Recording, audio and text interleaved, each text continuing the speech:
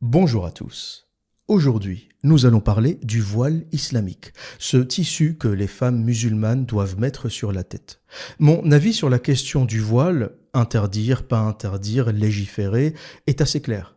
Je suis un libéral et je n'empêcherai jamais quelqu'un de mettre un bout de tissu sur sa tête, ou un chapeau, ou une kippa, ou une casquette. Fais comme tu veux, du moment que ça te rend heureux. Cependant, de mon côté, je me donne la liberté de dire ce que j'en pense. Et c'est d'ailleurs ça, le libéralisme authentique, une notion galvaudée que plus personne ne comprend. Moi, j'étais resté sur la théorie de l'économiste écossais Adam Smith et sa théorie de la main invisible. Pour résumer la chose, laisser la compétition s'affronter, laisser les idées se télescoper et que le meilleur gagne. Et le marché, d'une manière assez naturelle, pénalise les mauvais et favorise les meilleurs. Dans le détail, vous me l'accorderez, c'est un peu plus compliqué que ça. Mais dans les grandes lignes, c'est une façon de résumer la chose. Laissez les idées s'affronter et après la bataille, lorsque la poussière se sera dissipée, lorsque les sédiments seront tombés au fond de la rivière, l'eau sera plus claire. Et aujourd'hui, on utilise le mot libéralisme pour tout et n'importe quoi. On parle même de gauche libérale, alors que la majorité des gauchistes sont des communistes qui ne rêvent que d'augmenter les impôts et taxer les riches, comme si rendre les riches plus pauvres rendrait les pauvres plus riches. Comme le disait Margaret Thatcher, le capitalisme est un système plutôt inégalitaire qui crée des riches mais aussi des pauvres. Le communisme, par contre, lui, est très égalitaire, dans le sens où il ne crée que des pauvres. Tous pauvres pareils, comme ça il n'y aura pas de jaloux. Et le système communiste d'ailleurs n'a jamais aspiré à améliorer la condition des pauvres. Il vise juste à détruire le riche pour que le pauvre se sente mieux. L'idée du communiste, c'est une fois que tu as brûlé la Mercedes de ton voisin, tu dors mieux la nuit. C'est un peu ça le concept. Et pour ceux qui s'intéressent au libéralisme authentique et pas à sa nouvelle version pervertie, des gens comme Ayn Rand, Milton Friedman ou Margaret Thatcher sont ceux qui en parlent le mieux. Et je vous réserve un petit sujet très intéressant à suivre au sujet d'Ayn Rand. Pour revenir à l'islam, la critique de l'islam n'a jamais évolué dans un monde libéral. Je m'explique. Jusqu'à présent, on avait d'un côté les imams qui donnaient dans les mosquées leur version de cette religion, y compris la version la plus extrême, en toute liberté et sans être inquiétés. Et il y avait d'un autre côté les laïcs, les athées, les non-croyants, qui n'avaient pas le droit de parler de l'islam. Et quand ils le faisaient, au mieux, ils étaient traités de racistes islamophobes, au pire, ils étaient menacés, tués, égorgés. Salman Rushdie, Charlie Hebdo, Samuel Paty. Et ce qui a changé aujourd'hui avec cette nouvelle génération de critiques de l'islam est que les imams et les islamistes sont en train de découvrir le libéralisme, le bon vieux libéralisme à l'ancienne. Et c'est quoi ce libéralisme? Eh bien, je t'autorise, toi imam, toi islamiste, toi fanatique, à parler, et je défendrai même ta liberté de parole, ta liberté de le dire. Par contre, ce qui va changer pour ta petite gueule, c'est que moi aussi je vais parler. Et je te garantis que, argument contre argument, je vais te défoncer. L'imam raconte sa version du voile islamique, du hijab, de l'islam, et moi je vais aussi raconter ma version du voile islamique. Et que le meilleur gagne. Et honnêtement, c'est la seule façon viable et efficace d'aborder le sujet. Et là, j'envoie un message à tous ceux qui veulent interdire le voile islamique par la loi, tous ceux qui veulent légiférer, et je leur dis, vous allez échouer. Vous allez, avec cette mentalité de la loi et de l'interdiction, vous allez échouer. Pourquoi? Parce que tous ceux qui l'ont fait avant vous ont échoué.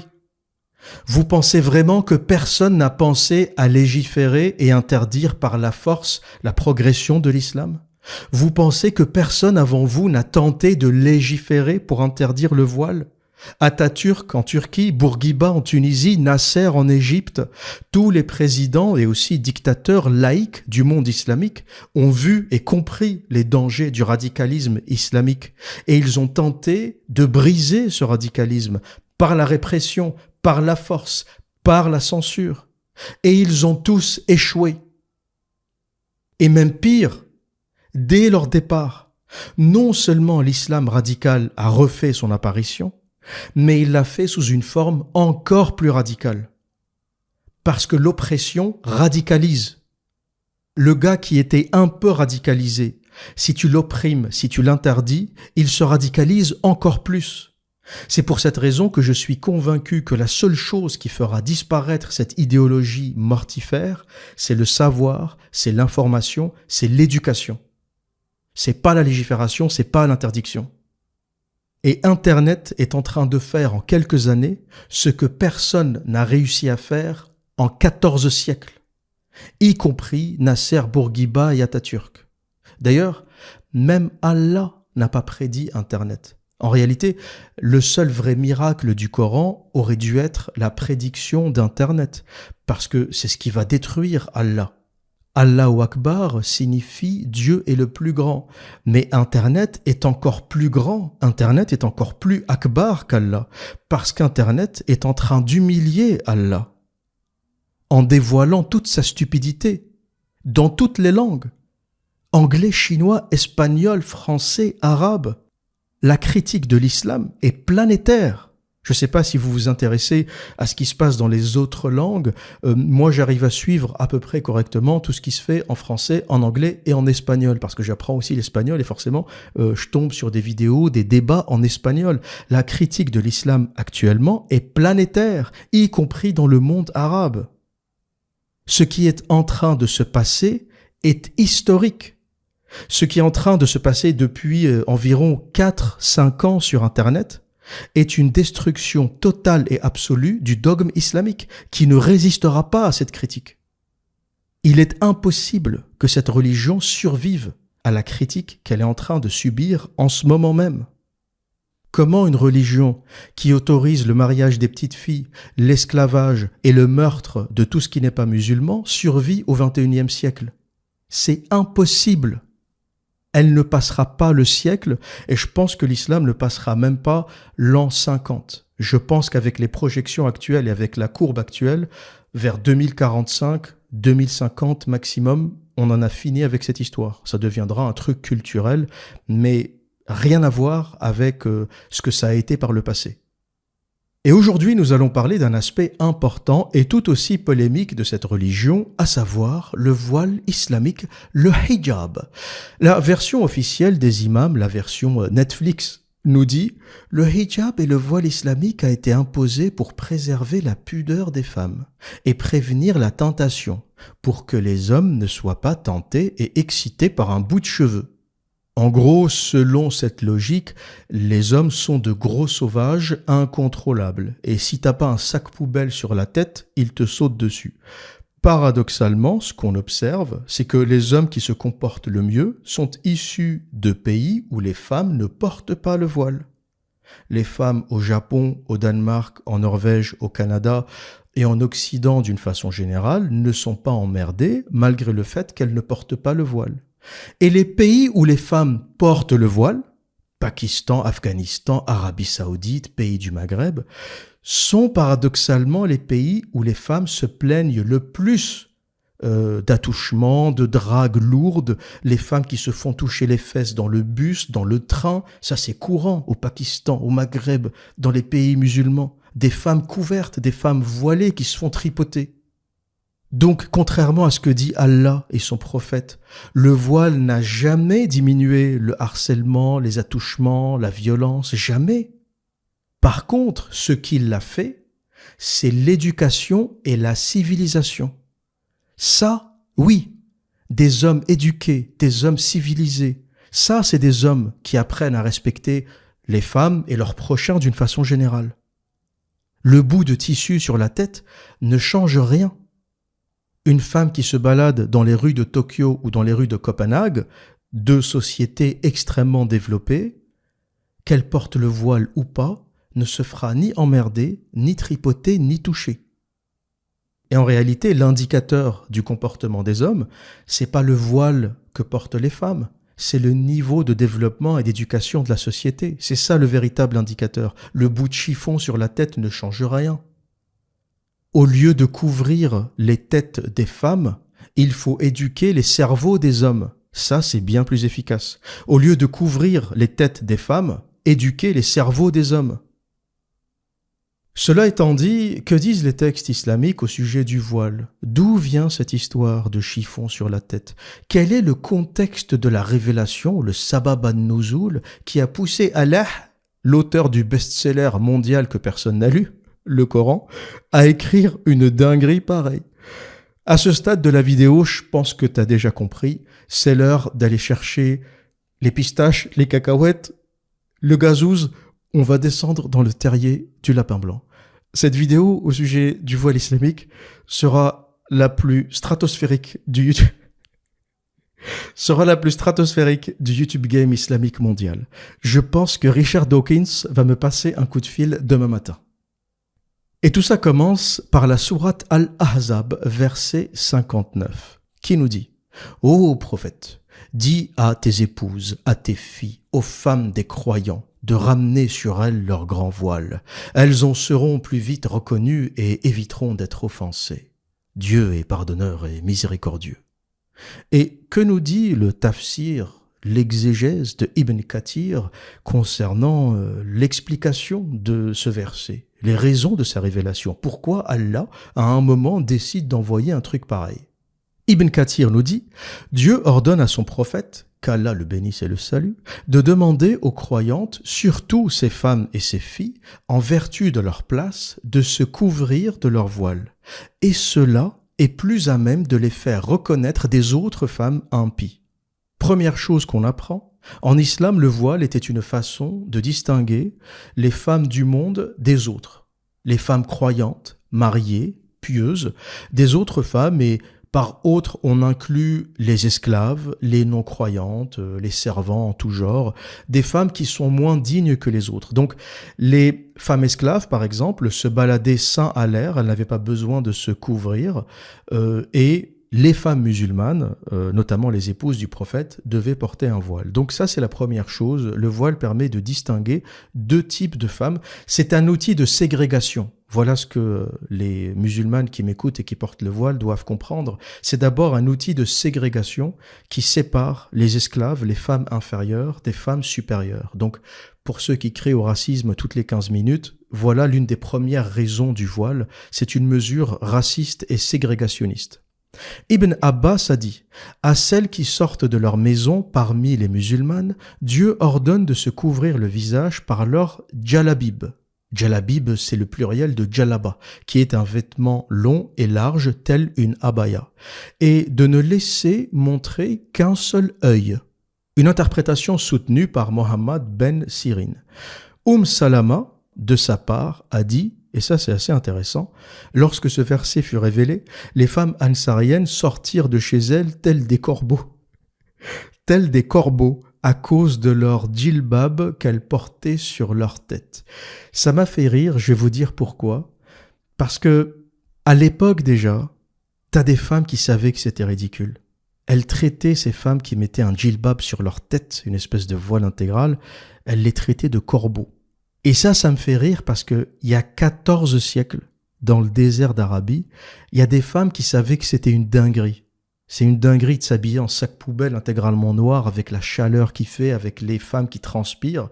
Et aujourd'hui, au XXIe siècle, t'as des femmes modernes qui revendiquent le djilbab.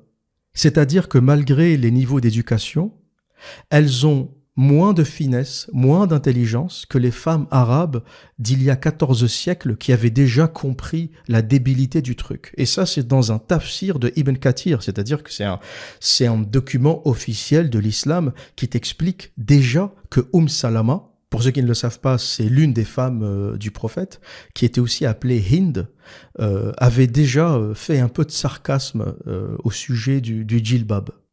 Et là, on arrive à la partie du tafsir de Ibn Kathir, à la partie de l'exégèse la plus intéressante parce qu'on commence à toucher aux vraies raisons de la révélation, la vraie raison de pourquoi le voile a été imposé. As-Saoudi a dit, parmi les pervers de Médine, il y avait des hommes qui sortaient la nuit, une fois l'obscurité enveloppant la ville, pour se montrer devant les habitantes de Médine. Comme les sentes de cette ville sont étroites, les sentes ou les sentiers, les femmes de Médine sortaient pour satisfaire leurs besoins et étaient contraintes à le faire dans des lieux proches. Ces pervers les guettaient et quand ils apercevaient des femmes qui portaient des djilbabs, ils savaient qu'elles sont des femmes libres de conditions et les laissaient. Quant à l'esclave qui ne portait pas de djilbab, ils l'attaquaient. Donc là, l'exégèse nous dit qu'il y avait des bandes de voyous qui traînaient dans les rues de Médine. Lorsqu'ils voyaient une femme voilée, ils ne la touchaient pas. Pourquoi ? Parce que les femmes voilées n'étaient pas des esclaves, donc elles étaient respectables, et donc ils évitaient de les toucher, parce que c'est peut-être potentiellement la femme d'un notable, peut-être la femme du prophète, donc ils évitaient de les toucher. Par contre, ils attaquaient les esclaves. C'est des hommes qui sillonnaient les rues de Médine en bande organisée pour attaquer les femmes esclaves. Et le pire, et c'est là où ça devient intéressant, parmi ces voyous qui emmerdaient les femmes dans la rue, il y avait Omar ibn al-Khattab, l'un des fidèles compagnons du prophète, voire même l'un des plus fidèles compagnons du prophète avec Abu Bakr. Omar ibn al-Khattab était aussi connu comme une racaille notoire. Connu pour sa violence, son harcèlement envers les femmes, etc. Il y a plein de hadiths qui parlent de ça, et notamment un hadith rapporté par Aïcha qui corrobore cette version et qui corrobore cette perversité de Omar qui emmerdait les femmes dans la rue. Et voilà ce que nous dit ce hadith, c'est un hadith sahih, authentique, Al-Bukhari, 6240. Aïcha, l'épouse du prophète, a rapporté. Omar ibn al-Khattab disait souvent au messager d'Allah que tes épouses se voilent, mais il ne le fit pas immédiatement. Les épouses du prophète avaient l'habitude de sortir la nuit pour répondre à l'appel de la nature à Al-Manassi. Pour le dire simplement, les femmes sortaient chier à l'extérieur, on est au 7e siècle, et elles avaient un endroit qui s'appelle Al-Manassi où elles allaient faire leurs besoins. Un jour, Saouda, la fille de Zama, Saouda qui est aussi une femme du prophète, sortit et étant une femme grande, Omar l'a reconnue alors qu'il était dans une assemblée et dit « Je t'ai reconnue, ô Saouda !» Omar fit cette remarque car il attendait avec impatience des directives divines concernant le voilement des femmes. Alors Allah révéla le verset du voile, Al-Hijab, qui exige une couverture complète du corps à l'exception des yeux. Donc les raisons de la révélation de Surat Al-Ahzab, verset 59, et enregistrez bien ce que je vais vous dire, c'est les voyous de Médine, et notamment Omar, fidèle compagnon du prophète, qui agressaient les femmes dans la rue alors qu'elles allaient faire leurs besoins. Et donc Allah, au lieu de dire aux hommes « contrôlez-vous, arrêtez de suivre et de harceler les femmes qui vont faire leurs besoins, qui vont chier à cet endroit qui s'appelle Al-Manassi », a demandé aux femmes de se couvrir pour ne pas provoquer les hommes. Cette religion est une dinguerie. Ta Saouda, la femme du prophète, elle revient, elle dit à Rasulallah, j'étais en train de chier, il y a Omar, il me regardait, il m'a crié, il m'a dit, je t'ai reconnu, Saouda, et c'est pas possible, fais quelque chose. Et là, t'as le prophète de l'islam, au lieu de défendre sa femme, il lui dit, t'aurais dû te couvrir, connasse, toi aussi, mais un hijab, c'est un peu ça, grosso merdo, la version, c'est un peu ça. Omar ibn al-Khattab, le pervers et le braqueur de caravanes notoire, qui passait ses soirées avec ses potes à regarder les femmes chier, qui dit au prophète, j'ai vu ta femme. Je lui ai dit, je t'ai reconnu, Saouda, je t'ai reconnu. Je pourrais reconnaître ton cul parmi 1000. Et le prophète, au lieu de lui dire, mais pourquoi tu fais ça? Pourquoi tu veux regarder les femmes? T'es un malade, Omar, qu'est-ce qui t'arrive? C'est pas ce qu'il lui dit. Il lui dit, ouais, ok, je pense que c'est une bonne idée de les voiler. Je pense que t'es bon là. Je pense que t'as eu la bonne inspiration, mon cher Omar. Et quelque temps après, Allah envoie le verset du voile. Et cet épisode a posé beaucoup de problèmes théologiques. Pourquoi? Parce que Allah a répondu à Omar. C'est pas Rasulallah qui a exigé ça. C'est pas le prophète qui voulait couvrir ces femmes. Lui, à la limite, il s'en foutait un peu. C'est Omar. Donc Allah, en envoyant ce verset, répond à une demande qui émane de la racaille Omar ibn al-Khattab. Et la réalité de cette histoire, vous avez compris que ces histoires de révélation, c'est des conneries. La réalité, c'est que Mohammed est un chef de clan. C'est le chef d'une mafia spécialisée dans les attaques de caravanes, qui doit forcément négocier les rapports de force et de pouvoir au sein de son groupe. Donc pour satisfaire Omar, il a répondu à sa demande. C'est aussi simple que ça. Le prophète et ses compagnons étaient un clan mafieux. Et au sujet des attaques de caravanes et du vol en islam, il y a un verset qui à lui seul d'ailleurs a fait apostasier des millions de personnes. C'est une seule ligne dans le Coran qui a fait quitter l'islam à beaucoup de gens. Et la première fois que j'ai entendu parler de ce verset, c'était dans une vidéo de Robert Spencer, un spécialiste américain de l'islam qui fait des conférences incroyables, notamment une sur le djihad. C'est vraiment celui qui m'a le plus appris sur la question. Et il a publié en anglais une version commentée du Coran également. Et si vous comprenez un peu l'anglais, je vous invite grandement à regarder ces vidéos. Robert Spencer, critique de l'islam. Et le verset en question dont il parlait, c'est le verset 41 de la sourate Al-Anfal, la sourate 8. Et pourquoi ce verset est problématique? Je vais vous le lire et vous allez tout de suite comprendre. Le verset nous dit « Et sachez que, de tout butin que vous avez ramassé, le 5e appartient à Dieu, aux messagers, à ses proches parents, aux orphelins, aux pauvres et aux voyageurs. » En gros, quand tu attaques une caravane, quand tu voles un butin, 1/5 revient à Allah et à son prophète. Et vous avez compris où est le problème. Les gens se sont demandé, les premiers adeptes qui ont lu ce verset se sont demandé, pourquoi Allah, le créateur de l'univers, voudrait 1/5 du butin? C'est quoi ce Dieu qui se comporte comme un parrain de la mafia?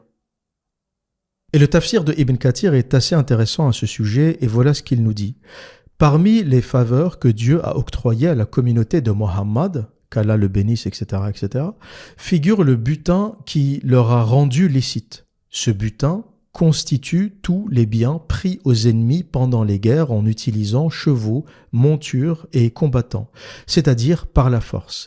Et il y a aussi les prises à la suite de transactions, sans faire la guerre, qui comprend les tributs, les impôts fonciers et les biens laissés par un mort sans qu'il y ait d'héritier.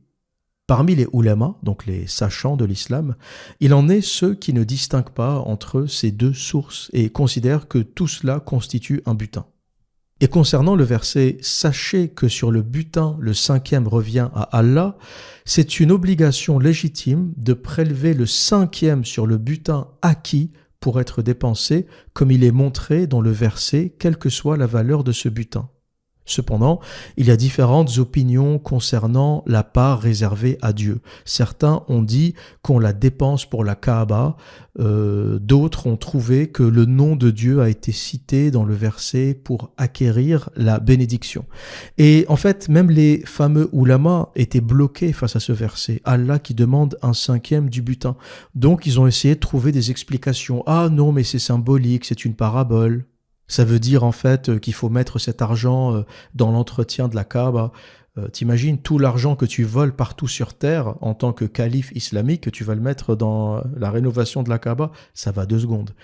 Ça reste problématique. Allah qui demande de l'argent, c'est problématique. Et t'as compris que Allah, c'est juste l'ami imaginaire de Mohammed qui gère sa mafia. Et d'ailleurs, il est précisé que ce 5e revient à Allah et à son prophète. Le tafsir nous dit: quant à la part du 5e qui revient à l'envoyé de Dieu, Ibn Abbas a dit « Tout butin acquis par un régiment envoyé par le prophète était partagé en 5 parts.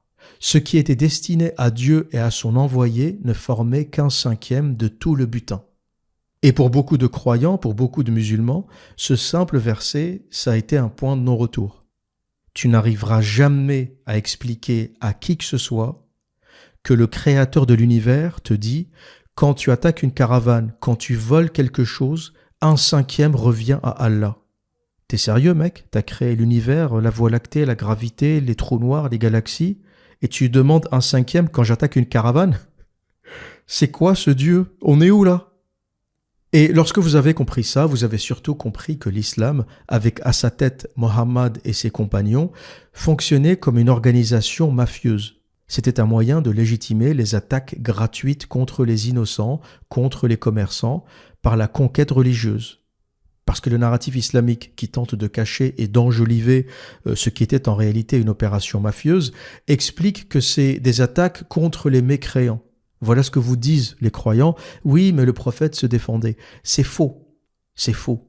Quand il a attaqué la tribu juive à Khaïbar, à l'oasis de Khaïbar, dans les hadiths, il est clairement expliqué qu'ils étaient sortis avec des bêches, avec des pelles et des bêches. C'étaient des agriculteurs. Ils n'avaient pas d'armes. Explique-moi comment tu vas en guerre contre des civils. C'est un mensonge quand on dit le prophète a attaqué à Khaïbar ses ennemis. Ils n'étaient pas armés. C'est quoi ces ennemis qui n'ont pas d'armes? Donc il a attaqué des civils pour les voler. L'islam, à ses débuts, le prophète Mohammed et ses compagnons sont une organisation mafieuse. Voilà pourquoi il y a dans le Coran 1/5 du butin va à Allah et à son prophète. Il envoie ses compagnons, il envoie les voyous attaquer des caravanes, et quand ils reviennent, l'armée prend les 4/5, les compagnons sont gratifiés parce que sinon ils vont pas à la guerre, il faut bien leur donner un petit billet, ils prennent les 4/5, et Mohammed et Allah, mais en réalité Mohammed parce que Allah c'est son ami imaginaire, prend 1/5 de tout le butin volé. Et pour revenir à cette histoire de hijab et de voile, je me suis dit que s'il y avait dans le christianisme ne serait-ce que 1/10 des délires qu'on trouve en islam, le christianisme n'aurait pas tenu 15 jours. Parce qu'on va faire un petit exercice mental. Essayons de transposer cette histoire aux évangiles. Imaginez que cette histoire du voile était une histoire de l'évangile, l'un des 4 évangiles canoniques, et on va remplacer Omar par Jean, et voilà ce que donne l'histoire. T'as Jean, l'apôtre de Jésus. C'est un exercice mental, hein. Essayez de me suivre pour que vous puissiez vraiment comprendre à quel point c'est ridicule, s'il y a des chrétiens qui m'écoutent, s'il y a des non-croyants, s'il y a des gens de culture chrétienne, pour que vous puissiez visualiser à quel point c'est ridicule. Voilà un peu ce que ça donne transposé au christianisme. T'as Jean, l'apôtre de Jésus, qui discute avec les autres apôtres dans une rue. Voilà, ils sont là, ils tapent la discute. Et là, t'as Marie-Madeleine qui passe. Marie-Madeleine qui sort pour aller faire caca dans un coin de Bethléem. Et Jean lui dit « Ah, je t'ai reconnu, Marie. Je t'ai reconnu, Marie-Madeleine. » Et ensuite, Jean va voir Jésus et lui dit « J'ai vu Marie-Madeleine chier, faut que tu lui imposes le voile. » Et là, t'as Dieu qui ordonne à toutes les femmes de mettre le voile. S'il y avait ça dans les évangiles, je vous garantis que le christianisme n'aurait pas passé 2 semaines. Et on pourra dire tout ce qu'on veut du christianisme. Je ne suis pas croyant, il n'y a aucune chance que je me convertisse, et le christianisme a aussi ses délires, on va dire, qui lui sont propres. Mais malgré tout, je considère que c'est la religion la plus spirituelle des 3 religions monothéistes. Je suis totalement athée ou agnostique, mais si on me mettait un couteau sous la gorge et qu'on me disait « tu dois choisir une religion », je choisirais le christianisme. Et la raison, c'est que le judaïsme et l'islam sont des religions beaucoup trop matérialistes, dans le sens où ça touche à ton corps, à ton intégrité physique même, à ta vie quotidienne. Les 2 religions, islam et judaïsme. Le fait d'imposer cette mutilation qui s'appelle la circoncision, on te coupe un bout de la bite pour être juif ou musulman. Rien que ça, pour moi, c'est inconcevable. On t'impose des pratiques alimentaires, pas de viande de porc, pas d'alcool pour l'islam, sans parler des pratiques, des micro-pratiques, le Shabbat, la mezouza, le ramadan. C'est insupportable. Ça rentre dans ta vie à tous les étages. Sans parler de la contradiction théologique de la circoncision, parce que vous imaginez le délire. Dieu dit qu'il a créé l'homme à la perfection, par contre il a oublié de lui couper le prépuce. C'est quoi ce Dieu qui oublie de faire des trucs? Et en gros, une fois qu'on est sur terre, il te dit « Ah, vas-y, maintenant tu peux lui couper. » Coupe-lui le sgeg, j'ai oublié. Vous imaginez cette contradiction? Je ne sais pas si les gens se posent ces questions. Les juifs, les musulmans qui se font circoncire. Dieu t'a créé à la perfection. C'est le créateur de l'univers. Selon vos croyances, il a créé l'univers comme une horloge, à la perfection. Si tu bouges 1/1000 de centième de virgule de je ne sais pas quoi, y a rien qui fonctionne. Et il a oublié de te couper le prépuce? Tu te fous de ma gueule? T'es sérieux? Il y a un petit problème quand même. Et donc il faut finir le travail sur Terre. On emmène les gamins se faire circoncire avec des accidents, c'est rare mais ça arrive. Vous vous souvenez quand j'ai fait la vidéo sur la théorie du genre et je vous ai parlé de John Money, ce médecin malade qui a voulu transformer un petit garçon en petite fille. Ben cette histoire commence par un accident. C'est une circoncision qui s'est mal passée. On a coupé l'intégralité du pénis au garçon et la mère en panique s'est dit ben je vais en faire une fille. Donc des circoncisions qui se passent mal, ça existe. Et t'as le créateur de l'univers qui oublie de circoncire. Très sérieusement, vous voyez pas qu'il y a un problème dans vos croyances? Le créateur de l'univers qui te dit « J'ai créé l'homme à la perfection, mais coupe-lui le zgeg quand même, parce que j'ai oublié. J'étais fatigué, j'ai oublié. » Et c'est vrai que dans ce sens, le christianisme est bien plus soft. Voilà, quand t'es chrétien, tu te mets au bord du lit et tu pries, quoi. Il y a une espèce de relation directe avec Dieu.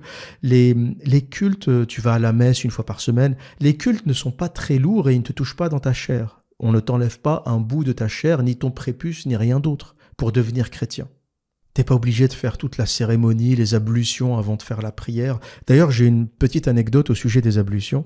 Quand j'étais allé en Turquie, à Istanbul, j'ai visité les deux grands édifices qui se font face. Hein. D'un côté, la Sainte-Sophie et en face, la Mosquée Bleue.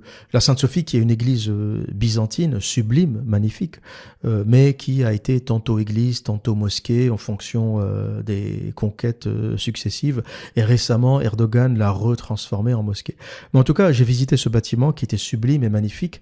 Et à l'époque où je l'avais visité, c'était avant 2020, c'était pas une mosquée, c'était un musée. Voilà, t'allais visiter l'espace comme un bâtiment historique. Et en face, il y avait la Mosquée Bleue. La Mosquée Bleue qui était vraiment une mosquée pour faire la prière. Et ce qui m'a choqué quand je suis rentré dans la Mosquée Bleue, ce qui m'a choqué, extérieurement c'est beau, mais intérieurement, c'était l'odeur de pieds. Ça puer les pieds et les tapis mouillés. La raison, c'est que forcément, les fidèles font leurs ablutions, ils traînent les pieds mouillés sur les tapis. Comme il n'y a pas assez de ventilation, pas assez de soleil pour sécher les tapis, ça pue.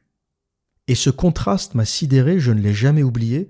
Quand je suis rentré dans la Sainte-Sophie, j'avais vraiment une sensation de bien-être. L'espace est incroyable, tu sens le poids historique, l'architecture massive. C'est un bâtiment impressionnant dans tous les sens du terme.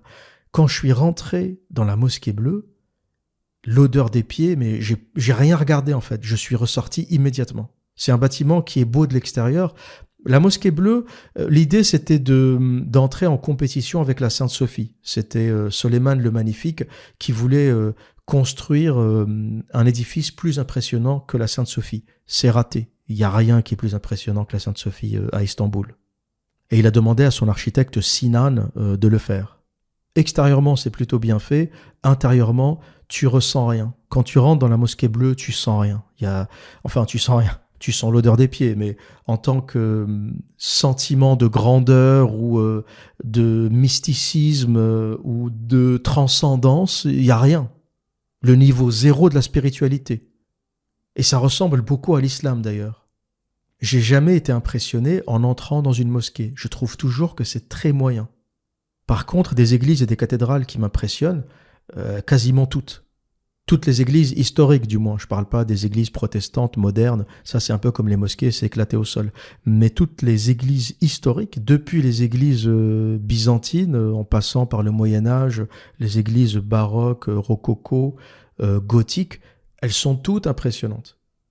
Et la raison pour laquelle je vous parlais de ça, c'est que c'est les ablutions qui ont foutu cette merde. Les fidèles se lavent les mains, les pieds, la tête, machin, puis ils courent comme ça sur les tapis avec l'eau qui coule. C'est ni fait ni à faire. Ni fait ni à faire. T'as les tapis qui sèchent pas, ça pue. Je sais pas comment ils font la prière dans ces conditions. Je ne sais même pas comment ils arrivent à poser leur tête au sol sur un tapis qui est humide et qui pue les pieds. Et pour conclure, on va lire une autre sourate sur le voile qui démontre ou qui vous donne un peu le niveau littéraire du Coran. Parce que j'entends trop de gens parler de miracles littéraires, un truc que personne ne peut reproduire. Je vais vous lire le texte et on en parle un peu plus tard.